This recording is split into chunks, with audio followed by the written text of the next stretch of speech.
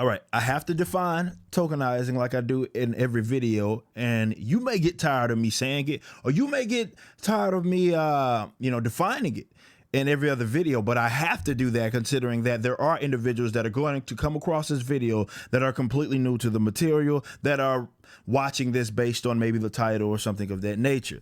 Now, when I reference tokenizing, I'm talking about the race changing, sexuality change, gender change of a classically, usually white character, be it in a copy of the character in the comic book, or like when it crosses over in a live action film, you then race change the character like we see a lot of with both DC and Marvel. And the topic of this conversation is, of course, going to be Black Canary. Now, Black Canary is tokenized, played by Jussie Smollett's sister, if I'm not mistaken, in the upcoming Birds of Prey. Just like every time, like Iris West, like every time they do this, they say, well, race, quote unquote, is not essential to the character, therefore it's okay. And only reason they say things like that is because they want to essentially justify this change, right? Some of these guys, I would argue, most of them have zero connection to the source material or anything of that nature. They just, love to see, for whatever reason, these race changes. And in order to, I guess, validate that feeling, they say things like, well, it's not essential to the character. And they can say that. Mainly the reason why they bring that up is because you can come back and say, well, what if we had some white guy play, let's say, Black Panther? They then say, well, it doesn't make sense because that character's from this, and that, and it's essential to the character. Really what that does is it speaks to the laziness of a lot of these, let's say, Black characters, for example, in that they have to try to center their being around their race. So it allows these people, that's the only reason they bring it up, it allows these people to then go bring up the fact that they are Black because of some arc that they went to in which they acknowledge that, right? Whereas to some of the white characters, because it forces the writers to have to just focus on the storytelling and not hyper necessarily emphasize the fact that they are a white character, they can then utilize that to justify the race change. And it's complete nonsense because comics are visual. That's what makes them unique. That's what we read them for. We get a hold of these because it's visual. You are a bonehead if you say something along the lines like this character, it's not essential to the character, especially a character like Black Canary, which specifically has this look under the fishnets as well as the blonde hair, be it in a wig or what have you. That's essential to her character. She's been historically depicted as a white woman. That's not offensive or anything like that. That's just what it is. It's not up for dispute. Doesn't matter what version of this character that you go on, the one that's existed in the she's been around since the 40s. Then she has the daughter, which is originally the one that exists right now. And all of these are blonde. This is 1990? Right? And it has her entertaining her. What is it? Issue 2, right? Issue 2, yeah. Entertaining her, putting on her, her wig and everything. She talks about that's what little dreams were made of. Yeah, I love a man in uniform. Question on love, yada yada. That was worse. And she's going on into the deal. That's her natural hair right here, as you can see. And then she throws on her blonde wig. And she's visibly, clearly white. It's not a secret. It's not a secret. She's visibly, clearly white with a blonde wig. That's just what she is. This is 1990s. So I can pull out any of these Black Canary comics. And again, it's been that way since the friggin' 40s. Why do they try to use this tired excuse when the tokenizing exists and we say it's lazy, it's dumb? And I don't know why these people go around saying silly stuff like, well, maybe she was just the best for the job. Are you stupid? Like, look, there's no shortage of Black actors, white actors, Asian actors, Latina actors, what have you. It's no shortage of those actors. You can find one if you really wanted to find one that could play the role pretty well, you could do that. This idea, and I don't know why you guys are pretending like they cast these characters, right? The character has been depicted historically as such, and you're, again, bonehead if you think that they don't go out of their way to cast a person as a race that is opposite or different more so than what they have been historically depicted. You got to go out of your way to do that. Again, it's no shortage. You don't think there's a white, let's say brunette or black-haired,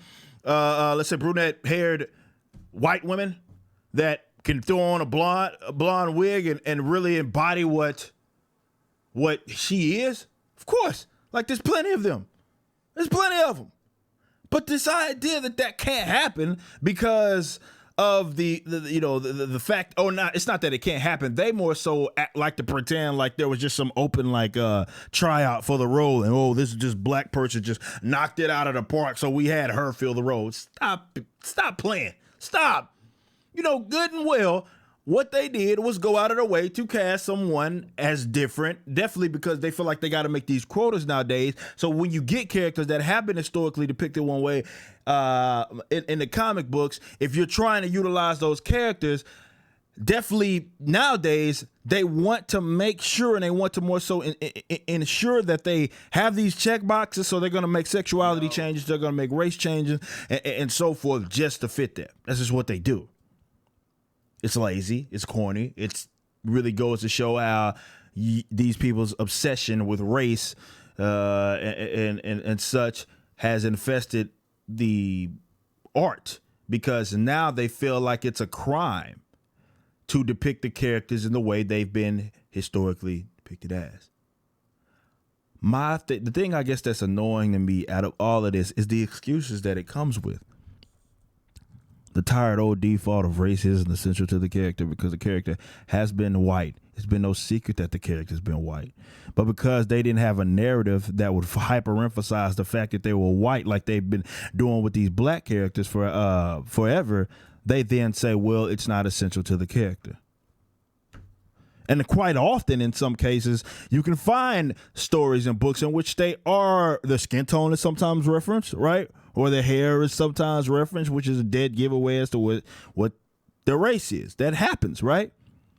But they just don't hyper-emphasize because the tired old cliche, I'm black, therefore I'm oppressed, I'm dealing with people that are racist against me, that's been utilized throughout comics pretty much with every single character that is non-white for the most part. Therefore, they get to utilize that default of, well, that's different. You can't race change them because come on, bros. Like, that's lazy, right? That's absolutely lazy. I just wish people would stop with this tired default. And by default, I don't even know if I actually even showed this. By default, I'm meaning this, right? Stuff like this. Where in Dinah's background does it say or have anything to do with her being white, since you're a comic book expert? Again, they want to try to disregard that because they want to justify and stand over whoever Jussie Smollett's sister is and playing this role, just like they've done with, let's say, Iris West in the Arrowverse and such. This is what these weirdos do. They do that. And then it's the same. It's such a predictable non-argument. And by non-argument, I mean exactly that. It's a non-argument. It's not addressing anything. Comics are visual, right? We know on the mountains upon mountains of Black Canary comic books, she has been depicted as a white woman.